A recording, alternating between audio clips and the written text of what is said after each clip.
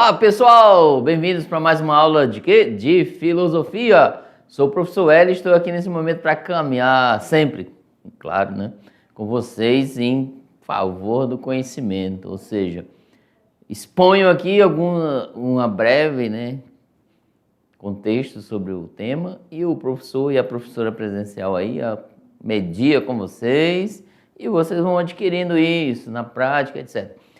E olha o que nós temos em comum com isso? Todos aprendem. Olha que interessante. Eu, enquanto professor, aprendo muito, né?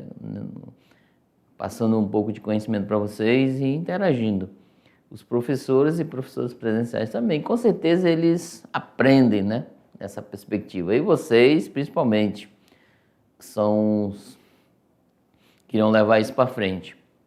E olha só, nós paramos lá sobre a estética, filosofia, estética filosófica, nós analisamos vários pontos, agora vamos para ética. Olha, ética e moral, gente. Vocês já ouviram falar dessas duas palavras? Será que as duas são a mesma coisa? Tem o mesmo significado? Tem a mesma forma de lidar? Vamos lá? Olha aí sobre ética e moral na nossa aula de filosofia. Entre regras e escolhas, ética e moral em debate. Olha, sempre temos que debater. Olha só, vem aqui comigo. Há quem diga que ética não existe. Olha só, por que será? Por que falam isso? Vamos lá analisar. Então, assim, a nossa aula hoje se baseia em 3 pontos. Tópicos ética e moral, qual é a diferença? Entre lei e consciência, normas jurídicas e morais. Entre excessos e equilíbrios, vício e virtude em debate. Então, assim, tudo, né, nessa perspectiva, vamos fazer o nosso debate, ó, e depois temos o nosso momento interativo, certo? Em nosso dia a dia, nos deparamos com situações que temos de fazer escolhas e tomar decisões, certo? Olha só. Pensa bem, a todo instante nós estamos sempre assim, nesse meio termo ali, na letra I, sempre, estamos a todo momento, temos que tomar muitas decisões, né, no nosso dia a dia. Às vezes decisões difíceis, decisões rápidas, decisões médias, as difíceis são as mais importantes. Então, muitas vezes elas dependem daquilo que consideramos bom ou correto. Olha que interessante. Isso ocorre no dia a dia, inclusive na escola. Já tive que tomar decisões desde quando eu estudava no ensino médio, ou fundamental também. Decisões rápidas e importantes também, né? Que, assim, gerar consequências boas ou ruins para a minha vida. Então, eu tinha que tomar a decisão. Então, a todo instante nós estamos, né, tomando decisões sobre as coisas na nossa vida, no dia a dia, ok? Então, assim, ética e moral, qual é a diferença? Então, assim, essa questão da ética e moral tem a ver com as nossas decisões que tomamos ou iremos tomar no nosso dia a dia. Olha só um exemplo. Lá no final do ano também vocês vão tomar uma decisão nesse caminhar para ir ou não para o ensino médio, o terceirão. Olha que interessante. E depois as decisões vão ficando mais complexas, né? Vocês vão tomar uma decisão para aguçar, desenvolver a faculdade para a sua profissão. Entenderam que parece que cada ano as decisões do dia a dia vai aumentando. E as responsabilidades também. Mas não se preocupe não, que isso é comum, tá? Não é fácil lidar, mas é possível. Vamos lá. Então, assim, toda vez que isso ocorre, estamos diante de uma decisão que envolve um julgamento moral. Olha que interessante. Lá em estética, lembra que nós falamos sobre a questão do pensamento de Kant? Sobre o julgamento moral, né? Julgamento estético moral também. Ou seja, vamos julgar o julgamento de fato, que aquela coisa existe, o julgamento estético, se aquilo é bom ou ruim, se é bonito ou feio. E também a partir da qual vamos orientar nossa ação ou a ação das outras pessoas. Sabe por quê, gente? Você aí, jovem, se você tomar uma decisão, vai afetar também o andamento da sua família. Se você tomar uma decisão para uma situação que não vai em desacordo, por exemplo, com as perspectivas da sua família, vai afetar. A sua, principalmente, e a do outro que está em torno de você. Na escola também, de certa forma, afeta, ok? Por exemplo, o aluno desistir. Se ele pensar em desistir de estudar, passar esses últimos momentos, que é 3 anos, certo? Falta só esse e o outro para o ensino médio, a educação básica, né? Vai afetar de alguma maneira. Então, são decisões que afetam mesmo, ok? Nosso cotidiano. Então, assim, vamos lá para a tela. Distinção entre moral e ética. O que é moral? E qual a diferença entre moral e ética? Embora os termos ética e moral sejam usados como sinônimos, é possível fazer uma distinção entre eles, tá? Se você, por exemplo, pesquisar no dicionário comum, popular, vai ser um sinônimo, tá? Mais ou menos a mesma coisa. O ser humano, ele age no mundo de acordo com valores, isto é, a partir daquilo que ele tem maior importância ou é prioridade para ele, né? Segundo certos códigos morais. A ética, ela é do grego ético, olha só, modo de ser, comportamento. Etimologicamente, os dois termos querem dizer que quase a mesma coisa, tá? Ética designa mais especificamente a disciplina filosófica que investiga o que é moral, como ela se fundamenta e se aplica.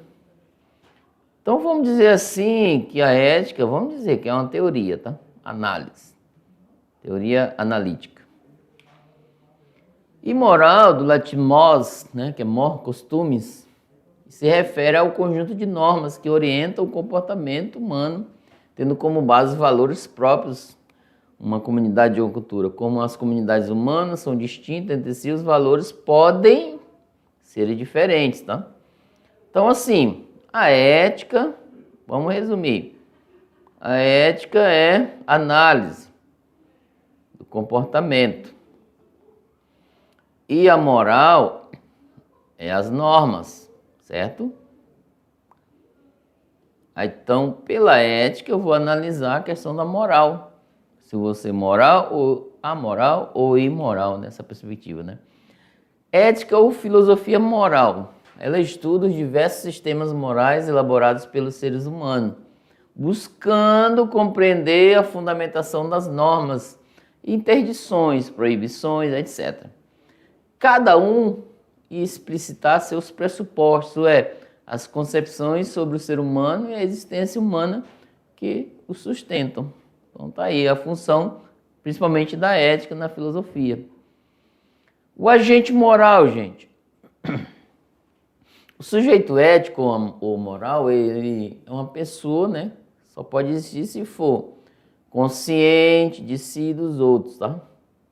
Dotado de vontades e responsável e livre. Então tá aí. Para que você se tornar um sujeito moral, vocês têm esses pontos aí a considerar. Você tem que ser consciente de si e dos outros, tá? Respeitar. A minha liberdade está aqui, eu não posso ultrapassar a liberdade do que está ali próximo. Dotado de vontade, eu tenho vontades, impulsos, sentimentos. Tenho que decidir sobre isso. Responsabilidade, liberdade com responsabilidade. O próximo é livre, olha só. Eu uso a minha liberdade, mas tem que ter uma responsabilidade sobre as consequências, sendo boas ou ruins. Exemplo, vamos lá, quem dá um exemplo aí? Vamos lá, qual é o exemplo? Eu posso usar? O estudante quer desistir, né? Vai para a escola e erra o caminho. E aí, galera? Ele está consciente de si mesmo, está dotado de vontade, ele está responsável, ele usando a liberdade adequadamente? E o compromisso moral? O ato moral, ele provoca efeitos não só na pessoa que age, mas naqueles que o cercam. Isso que eu falei agora há pouco, ó. Veja bem, ouça-me. Compromisso moral, gente, é um ato que provoca um certo efeito, né? em si mesmo, em você ou eu, que eu vou decidir, claro, e também as pessoas que o cercam, principalmente. Principalmente se uma decisão não for pela análise da família, isso não for legal. Às vezes você vê, né, tá enxergando aquela decisão boa, né, às vezes involuntariamente, às vezes voluntariamente. Ou às vezes você vê, alguém lhe aconselhou que aquela decisão não será boa, mas você, eu vou assim mesmo, vou ver o que vai acontecer. Entenderam? É um ato livre, mas tem um compromisso moral, tá? Porque é bom, gente, não custa nada. A gente tem a tendência realmente de pular, né? Lá na próxima aula vai ter o anômico, né? Anomia. A gente pular pro lado errado, que alguns cristãos falam na Bíblia, a porta é larga pro lado errado. Isso, né, a gente se sente até melhor, mas tem consequências. Olha só, a consciência moral, ela avalia a situação, tá aí. Você tem consciência moral, você vai avaliar o pós e os contra. Sempre que tomar uma decisão, boa ou ruim, coloca no caderninho uma linha, cruza uma linha e coloca de um lado o pós, o que é bom, e do outro lado o que é ruim. Aí faz a soma, né? O que der mais, você vai analisar.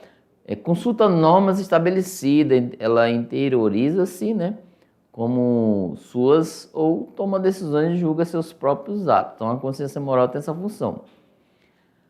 A consciência moral não só conhece, né, diferenças, mas também ela reconhece como é capaz de julgar o valor dos nossos atos, nossas condutas. Por exemplo, em conformidade aos valores morais, consciência e responsabilidade são condições indispensáveis. Então tá aí, para uma vida ética. Ter consciência moral e responsabilidade. Isso não pode faltar, tá? Nas decisões que vocês vão tomar. Muito bom. Levar para a vida. Então vamos lá, olha só esse desenho bem legal aí, essa imagem. Entre lei e consciência, normas morais e jurídicas, né? Um lado e outro. As normas morais, gente, e as normas jurídicas são estabelecidas pelos membros da sociedade e ambas se destinam regularmente às relações desse grupo de pessoas. Então tá aí, veja bem, ouça-me, as normas morais, elas, vamos dizer assim, elas foram criadas para reger o comportamento de determinadas pessoas em uma sociedade, tá bom? Então, quem que cria essas normas? Essas normas, elas vão gerar, que é a questão da moral. Ó, a regra, por exemplo, na escola tem um regimento, tem uma norma moral da escola. O regimento que tem os deveres e os direitos do estudante. Não posso só reger de direitos, tem deveres também. Ok? Então, assim, os profissionais, quando entram em alguma situação, têm os conselhos de ética. Então, eles vão... Quem criou essas normas para eles? Então, são pessoas, membros da sociedade que estão aptas para tal. E o importante é quem cria essas regras, essas leis, eles também são sujeitos a elas, tá? Só porque eu sou um membro da sociedade jurídica ou de algum setor, eu fico submetido a seguir a regra também, ok? É nessa perspectiva aí. Continuando, olha lá, para a tela. Existem aspectos comuns entre normas morais e jurídicas. Existe, sim. Por exemplo, apresentam-se como imperativos, ou seja, normas que devem ser seguidas por todos. Então está aqui. Os imperativos. Buscam propor uma convivência melhor entre os indivíduos. Orientam-se pelos valores culturais próprios, né, em determinada sociedade. Tem caráter histórico, isto é, mudam de acordo com as transformações históricas e sociais. Vamos dar um exemplo? Vamos trazer um exemplo do meio ambiente, certo? Ó, as normas morais, né, elas têm caráter histórico, ou seja, anos antes, no início da formação do estado de Rondônia, lá na trilha vocês vão perceber de parcimônia, tem a importância da BR-364 para o estado de Rondônia, certo? Para a transformação e o crescimento e criação de cidades em torno, nas margens da BR-364.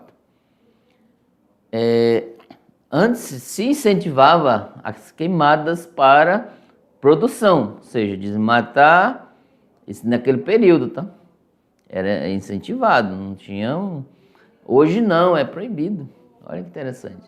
As normas morais sobre o meio ambiente mudaram ao longo da história do Brasil, etc. Pode até avançar para o mundo. É um exemplo prático, tá? Às vezes hoje é uma coisa, amanhã pode se mudar sem nenhum problema. Tá bom? Pode sim. Vamos lá, continuando. A despeito dessas semelhanças, há diferenças fundamentais entre moral e o direito, tá? As normas morais são seguidas a partir das convicções de cada pessoa, de cada grupo social ao qual ela pertence, enquanto as normas jurídicas devem ser cumpridas, sob pena de punição do Estado, caso desobedeça. Olha a diferença aí. A punição no campo do direito está prevista na legislação, ok? Ao passo que no campo da moral, a eventual sanção pode variar, pois depende fundamentalmente, né, da consciência moral do sujeito, que infringe a norma e dos códigos morais vigentes na sociedade em que ele vive. Então aí esse texto vai dizer que as normas elas têm diferenças, normas morais e normas jurídicas. Essa não muda, né? As normas morais vão à questão da consciência moral do sujeito. Está no eu, né? No eu interior. Nessa perspectiva, a esfera da moral abrange diversos aspectos da vida humana, enquanto a esfera do direito restringe nas questões específicas. O direito costuma ser regido pelo princípio de que tudo é permitido, exceto aquilo que a lei expressamente proíbe. Então, no regimento da escola, se alguma coisa assim é o dever, tá? É dever obedecer, seguir, etc. A moral não se traduz em um código formal, enquanto o direito sim. Então tá aí a diferença. O direito mantém uma relação estreita com o Estado, enquanto a moral não apresenta necessariamente essa vinculação, porque tem a ver com a questão do ser humano, do eu.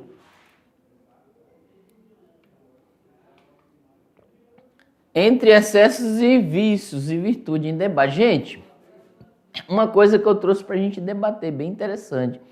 Nós estamos falando de ética e moral, entre o excesso e equilíbrio, tá? Meio termo ali. Vício e virtude em debate. A consciência moral, de certa forma, é aquela que nos fala como uma voz interior, né? Geralmente inclinando o caminho da virtude. Então, assim, a palavra virtude, ela deriva do latim, virtus, força e qualidade essencial. Significa, no contexto moral, a qualidade ou ação que dignifica o ser humano, certo? A virtude. Porém, o Aristóteles vai dizer que é o dia a dia, exercício do dia a dia, tá? Todo dia tem que exercer a virtude, senão tem uma tendência. E qual é essa qualidade, gente? A prática constante do bem da forma consciente, livre e responsável. Olha, liberdade e responsabilidade, viu? Assim, por exemplo, são consideradas virtudes: polidez, lealdade, prudência, justiça, coragem, a generosidade, honestidade, etc. Pode ser bondade ali também. Agora o vício é o contrário, tá? Ela deriva do latim vintum, que significa falha ou defeito, né? Assim, dentro da sociedade, se está dizendo, não vamos ser agressivos, aí você, infelizmente, alguém toma uma decisão e seja, está, né, indo contra os princípios morais daquele grupo. No sentido mais geral, vício é a falta ou a deficiência de alguma característica que o objeto qualquer deveria ter segundo, né, a regra de respeito. Então, assim, existem as normas morais, certo? Se eu não seguir nas normas jurídicas ali, então posso cair nessa questão do vício. A ideia de virtude, ela põe-se ao vício, ou ao contrário, tá? Consiste na prática do mal, correspondendo ao uso de liberdade sem responsabilidade moral. Então, vamos dizer assim, o vício é totalmente ao contrário da moral, da virtude. Ó, vício, violência, deslealdade, insensatez, injustiça, covardia, mesquinhez e por algum motivo, né? São todas as características do vício. Ok? Vamos lá. Virtude, gente. Olha esse cara aí, o Aristóteles. Ele foi aluno de Sócrates, sabia? Ou, desculpa, de Platão. Sócrates foi professor de Platão e Platão foi professor de Aristóteles. Depois Aristóteles não quis saber do pensamento de Platão, fez o próprio, certo? Isso é comum. Ele disse que nascemos com a virtude, o areté, que é grego. Ela resulta no hábito, olha só, galera. E que é necessário exercê-la efetivamente para tornarmos virtuosos. Gente, a virtude é todo dia. Todos os dias você tem essa tendência de ser virtuoso. É um exercitar. As pessoas não vão para a academia malhar, fazer musculação, tomar isso, aquilo. É um hábito, dia a dia. Então a virtude para Aristóteles está nessa perspectiva, ok? Agora, olha aí, a ética, ela exprime, vamos lá para a tela. A ética, ela exprime a maneira como uma cultura e sociedade define para si mesmo. Então, se a ética lá, né, com as normas são boas, então a sociedade é justa.